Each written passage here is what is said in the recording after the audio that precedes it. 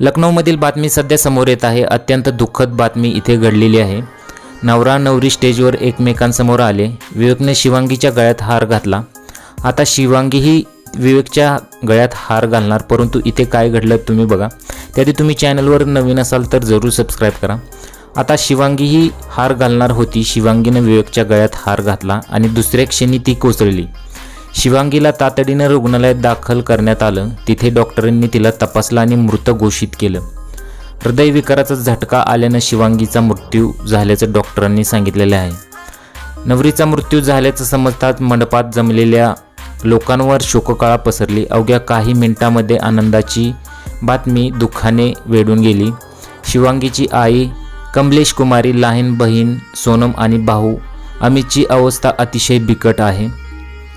सध्या ही घटना सोशल मीडियावरती व्हायरल होतात। अत्यंत शोककळा ही बातमी आहे।